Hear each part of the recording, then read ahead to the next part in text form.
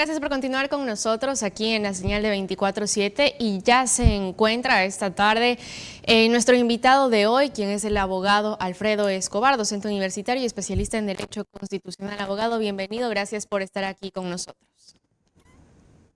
Hola María Emilia, muchas gracias. Gracias por la invitación una vez más.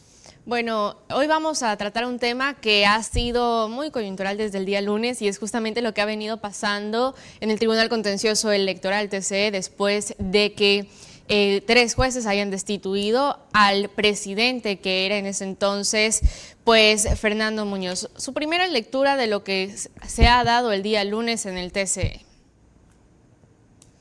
Bueno, es sinceramente una situación bastante crítica y de afectación a instituciones sensibles, sobre todo instituciones en las que radica la democracia y conflictos que se presenten dentro de procesos de prácticas democráticas.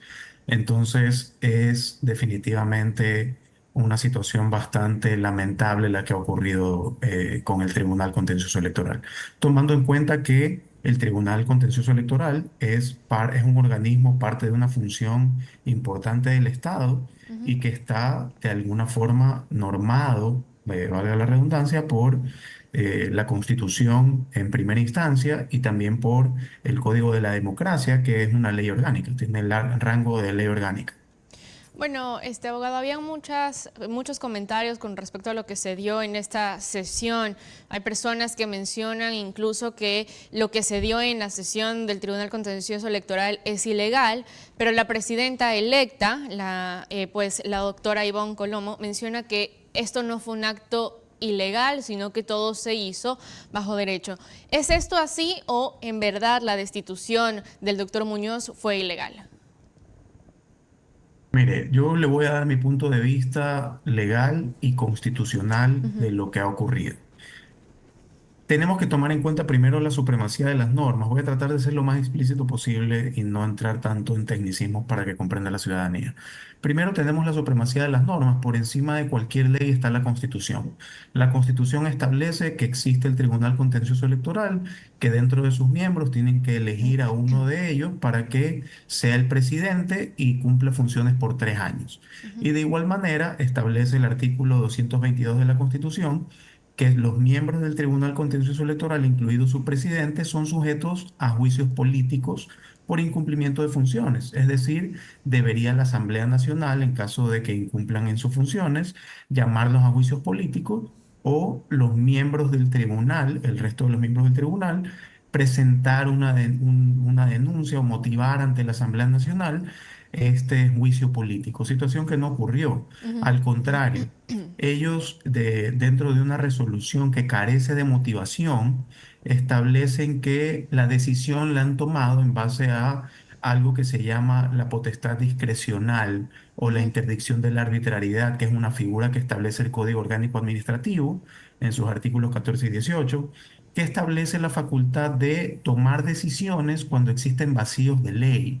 Y en este caso no existe un vacío de ley. Ellos primero se acogen a esta potestad discrecional y por otro lado se van a un capítulo del mismo Código Orgánico Administrativo que establece cómo deben funcionar los cuerpos colegiados y qué funciones o atribuciones deben tener, pero sin darse cuenta, o mejor dicho, cerrando los ojos, a ver si lo hicieron con intención, de que el Código Orgánico Administrativo lo que busca establecer es, en caso de que una institución pública quiera crear un cuerpo colegiado, debe tomar en consideración estos artículos para estructurar cómo va a funcionar ese cuerpo colegiado. No se refiere a cómo va a funcionar un cuerpo colegiado establecido por la Constitución y que tiene sus parámetros establecidos en la Constitución. Eso es totalmente incoherente, no puede tener un fundamento legal. Ahora, más allá de eso, más allá de lo establecido en la sesión, todo esto se debe resumir a una resolución, que es la resolución que emitieron el 12 de agosto. Y en esta resolución lo único que hacen es estos mismos artículos del Código Orgánico Administrativo de la potestad discrecional a los que ellos han atribuido su actuar, establecen que toda decisión debe ser razonada y motivada. Y la Corte Constitucional en el año 2021 emitió una sentencia 1158, que es conocida por todos, debería ser conocida por todos los abogados, es básica, que establece cuáles son los criterios de motivación y sobre todo cuando existe deficiencia en la motivación. Y en este caso existe deficiencia por inexistencia y por insuficiencia. A criterio de la Corte, la inexistencia, y es básico, es cuando no existe bajo ningún concepto una justificación en el texto de que justifique la decisión que se ha tomado. Y Ujú. la insuficiencia es cuando se citan artículos y se hace referencia a situaciones, pero que no guardan relación con la decisión que se toma. En estos casos, una motivación debe ser razonada, debe tener fundamentos de hecho, fundamentos de derecho, las normas que se citan, y debe haber un razonamiento y eso debe llevar a una decisión o a una conclusión. En este caso, la ciudadanía puede revisar la resolución que se ha emitido. Esta resolución efectivamente menciona un sinnúmero de artículos. Dentro de eso establece el artículo fundamental de la Constitución de que los funcionarios públicos deben hacer o cumplir con las atribuciones que les establece únicamente la Constitución y la ley, situación que no están haciendo. Pero más allá de eso, esta resolución no tiene ningún análisis, ninguna razonabilidad ni motivación siquiera para decir que efectivamente se ha aplicado una potestad discrecional, lo que en consecuencia establece que esa resolución es totalmente ilegal, a mi Bueno, criterio. ahora, abogado, estaba leyendo también comentarios de otros especialistas y uno de ellos menciona también el Código de la Democracia, donde justamente los artículos 64 y 65 mencionan lo que se tiene que hacer. Pues bueno, la persona que sea electa puede ser, va a estar en un periodo de 3 años y puede ser reelecta. Dentro de este Código de la Democracia no se habla de cuándo una persona, un presidente, puede ser destituido de su cargo. Se podría mencionar que al no mencionar o se podría decir que al no tener dentro del Código de la Democracia una posibilidad de destitución, ¿no se puede destituir a un presidente del Tribunal Contencioso Electoral?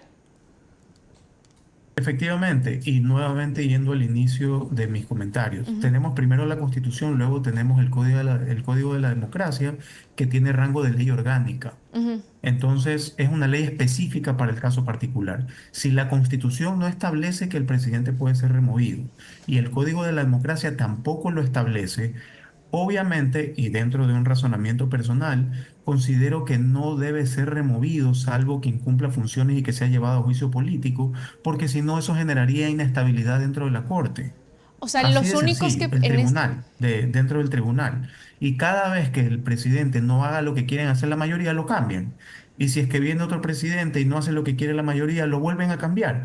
Por eso es que el Código de la Democracia, con rango de ley orgánica, insisto, no contempla la remoción del presidente del Tribunal Contencioso Electoral. O sea, en esta ocasión, él podría ser destituido mediante un juicio político que debería ser puesto en Asamblea Nacional, cosa que los asambleístas ni siquiera han tratado hasta el momento.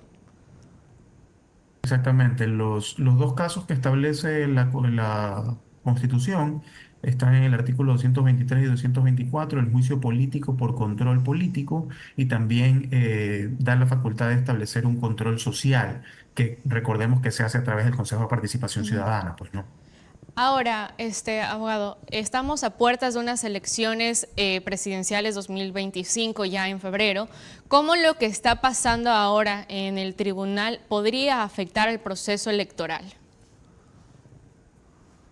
Miren, aquí, y ese creo que es la motivación de fondo de lo que está sucediendo, porque recordemos que tenemos en trámite o presentado al menos la denuncia presentada por el consejero de Participación Ciudadana contra la vicepresidenta, que no ha sido resuelta y tampoco ha sido archivada, y que obviamente debe conocerse, y la denuncia que hace pocos días también ha presentado la vicepresidenta contra el presidente de la República. Ujú. Entonces, el presidente va a ser, y no solamente es contra el presidente, es contra el presidente y algunos ministros que se ha anunciado que serían también candidatos a la Asamblea. Ujú. Entonces, de lo que se decida en estos momentos, en estos pocos días o semanas, sobre esos dos casos, se resolverían problemas críticos para el gobierno, sobre todo porque obviamente ya ha sido público de comentarios, sobre todo de ministros, de que no quieren dejar en manos la presidencia, no quieren dejarle en manos de la vicepresidencia por el tiempo que el presidente tenga que cumplir o